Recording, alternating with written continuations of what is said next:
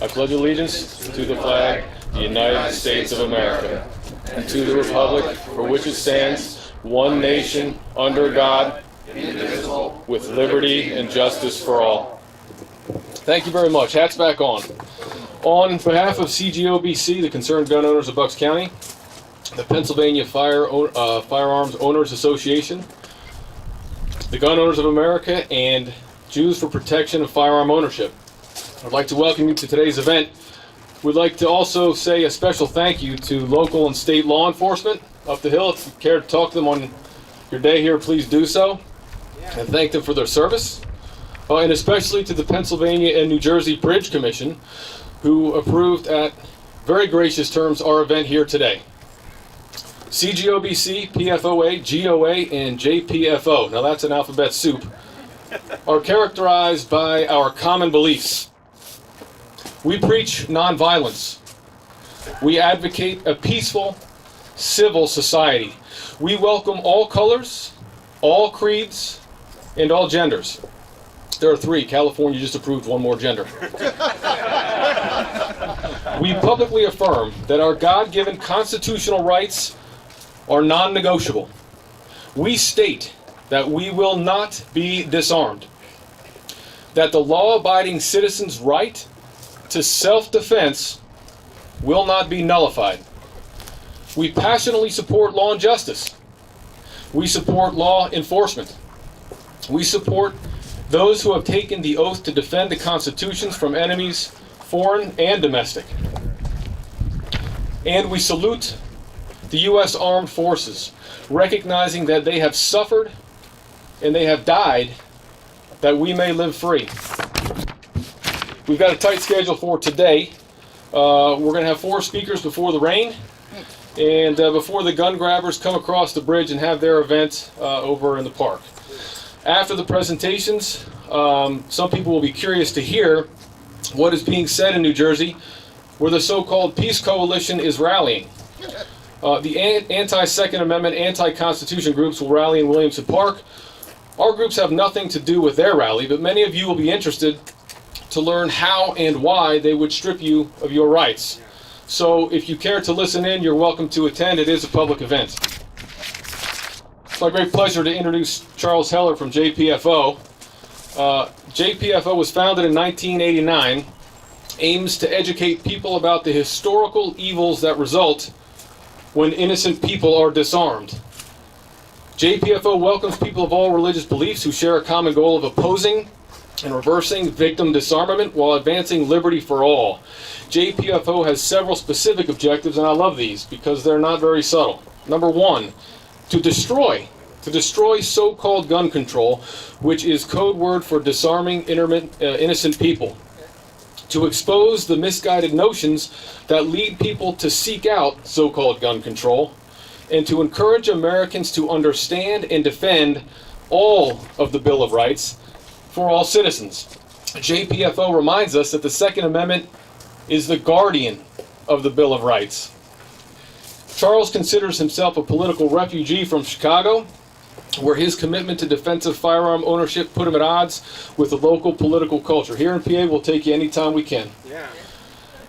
Charles is the host of Liberty Watch, America Armed and Free talk shows in Tucson, and he's a co-founder of the Arizona Citizens Defense League, the organization that successfully pushed for and achieved the constitutional carry in Arizona, which is a permitless concealed carry. Charles, real pleasure to have you. Thank you very much. It is such a pleasure to be here. I'm really impressed that there are things that are so green coming from Arizona.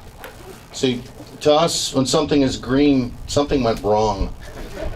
We believe in earth tones. So, I will say also it's just a pleasure to see folks who are openly carrying. That's a great way to maintain the right to keep and bear arms. It's a great way to keep it strong. I'm also pleased to see the law enforcement in acting in respectful and proper ways to keep this a peaceful event. We should all thank them. They have a hard job, and whether they agree with us or not, they maintain that professional presence that we appreciate. I'm going to tell you, yes, we should applaud them. That's a good idea. First, I want to tell you, JPFO was formed in 1989 by Aaron Zellman, who left us in 2010. I'm his replacement. I cannot walk in his shoes, but I can walk in his footsteps. I can try and maintain the same things that Mr. Zellman did. We started out with some neat ideas like the Grandpa Jack's series of brochures. These are still available today for you off our website. And if you'd like to help educate kids, these brochures can help you do that. But what it really does is brain surgery on their parents.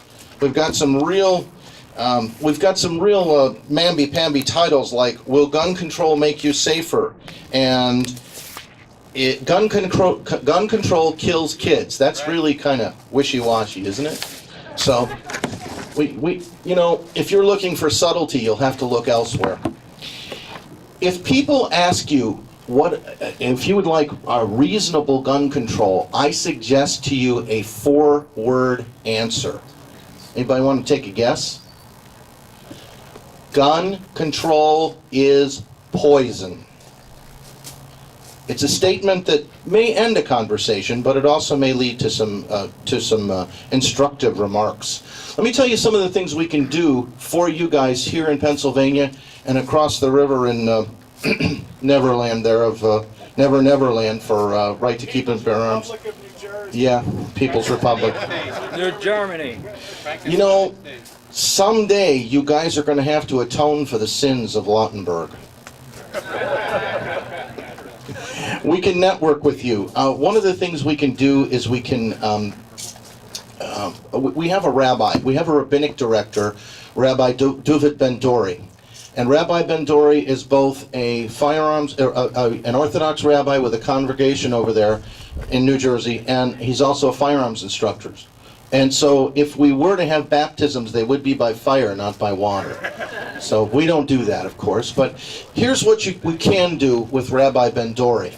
If you've got a legislator who is Jewish and is not a fan of your right to keep and bear arms, and they say something that's incredibly unwise, unintelligent, ill-advised, call it what you will, we are one of the only people who can call a Jewish legislator a bagel brain and get away with it not being an anti-Semitic remark. Now you may think that's funny, and it is, but it's also practical because we can have our rabbi write a direct letter to them. We can have our rabbi, if you'll help us, if you will be eyes and ears for us, we cannot lobby. We're a 501c3. All right? We're not going to lobby your legislators, but we certainly can correct them on spiritual principles. And one of the things we can have our rabbi do is we can sick our rabbi on your legislator and explain to him how he is in violation of the Torah. This has a shriveling effect on certain parts of their bodies. Yes, it does. Okay? There's a reason Jewish mothers nag. It's because it works. And if you would like to have that service, we provide it at no charge. That doesn't mean we won't ask you for a donation, but we do provide it at no charge. All right? We're a membership organization. One of the best things you could do, if you would like to see more support from more organizations, you can be a member of our organization. I'll have some brochures here at the table. I'll be real quiet while Larry Pratt is talking. But the point of the matter is that you do not have to be Jewish to join our organization. It doesn't hurt, but if you do not have to be Jewish to join our organization. We can help. One of the things we need to do to preserve the right to keep and bear arms, especially in places like across the river over there, is we need to network with state organizations. Because the state organizations, and we need to take and clone some of the efforts like we've done in Arizona. I'm co-founder of the Arizona Citizens Defense League. That's how I got noticed to be tapped to be the sixth of JPFO. And one of the things we did when we formed the Arizona Citizens Defense League is we hoped that someday we would get constitutional carry. We got it 5 years after our incorporation. And in Arizona, yeah, thank you. In Arizona, the Arizona Constitution is your concealed weapons permit. If you want to throw a gun in your pocket or your purse, that's fine. If you want to get a permit, you can do that. And that's fine. If you want to come to Pennsylvania and your permit be valid, you can do that. It's a choice. But we believe that you should have that choice and not be coerced by government into an action, that the reason that you spend money on a permit is not to avoid prosecution, but to increase your ability to carry in various different states. 32, if I don't miss my guess. Although I think Nevada just unrecognized us, so 31 now, I suppose. Oh well, so what? I don't like gambling anyway. Among the other things that we can do for you is we can provide you with some other materials. We have a video called No Guns for Jews. Did I mention this already? I didn't. Only to some of you. I say it so many times, I want to make sure not to be repetitive. We have a video called No Guns for Jews. And if you got a Jewish legislator who really is not going your way, and you don't want to get into a fuss fight or an argument with them, you can give them a copy of No Guns for Jews. It's a history of weapons control and how it's been used to subjugate the Jewish people. Now, I'm going to tell you, we have never enforced our copyright. You want to buy one and give out 100? It's okay with us. We would love to see you plagiarize our work if it supports the right to keep and bear arms, because that principle is higher than whether or not we make a couple shekels on a video. And that's where we come from as an organization. We also have one that if you've got any black members of the legislature or black friends who are not pro-RKBA, we have one called No Guns for Negroes. Now, after you scrape them off the ceiling because of the title, you can then explain to them it was made with the Congress of people from the Congress of Racial Equality, with Roy Innes's group, and it's a wonderful documentary on how blacks have been subjugated through the use of gun control. These are things we can help you do. So I'd also like to provide in one more point, and that is in closing, that people ask you, why do you need a 30-round magazine? And there's all kinds of answers to that. But I have an example I'd like to give, and that is this. Imagine that not very far from here, across the river, it's 1776. I need your indulgence. What did Rod Serling used to say? Imagine, if you will, that it's 1776, and tramping across the snow is General Washington and his troops, not very far away from here. And there's a horse that rides up. I can't do a horse very well. All right. What does a Jewish guy know about horses anyway? And this rider rides up to General Washington, and up to his party, and they tell him to halt, and say, what's your purpose? He says, there's been a new development. I must show it to General Washington. And he's ushered to him. And the man takes a saddlebag off, and he opens it, and there's this bizarre-shaped thing in it.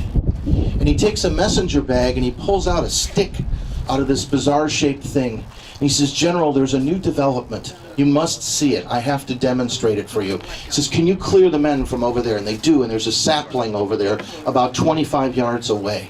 And he takes the stick and he puts it into the tool, and the general looks at it and says, show me that. He says, it looks like a flintlock, but where's the lock? He says, it's inside, General, you'll see. And this messenger picks it up, he pulls back the charging handle and lets go, and he brings it up and pulls it off a safe, and he aims at the sapling, and brat, brat, brat, and on the third burst, the sapling falls over. And he clears it and he hands it to the general. He says, I think this will make a difference. Now I want to ask you something. Does General Washington now look at this thing and say, my God, this is far too powerful a weapon for a free people to own? Does he say that? Or does he say, I'll buy all of them you can make, give them to the men, tell them to win a free country, and then take them home so they keep it? Bingo. That's what you say to people.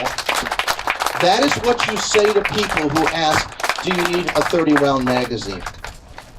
And so, if those people who say to you, don't you want reasonable gun control laws? You got to have something to say to those people. I tell them, yes, there's 5. Can you name them? It always ushers in a dead silence on the other end of the conversation. We have, if you look on our website, jpfo.org, we have the 5 kosher gun laws. Did you know gun laws could be kosher? Well, our rabbi has blessed 5 of them as kosher. So in closing, that's what I'll tell you. The 5 kosher gun laws. 1, if you use a firearm criminally, a court can sever your rights for having so done.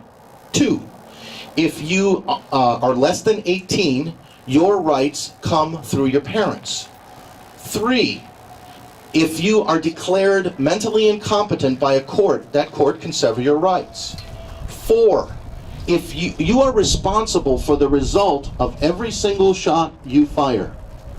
And 5, anyone who for any reason except the first 4 attempts to take a gun from you for any reason whatsoever, that person is immediately, whether they're in government, whether they're in bureaucracy, wherever they are, that person is immediately arrested, imprisoned, and severely fined and barred from public office for the rest of their life. Please prayerfully consider being a member of JPFO. It's $25 a year or $35 for 2. Would we be a Jewish organization if we didn't offer a bargain? Thank you for your attention. All right.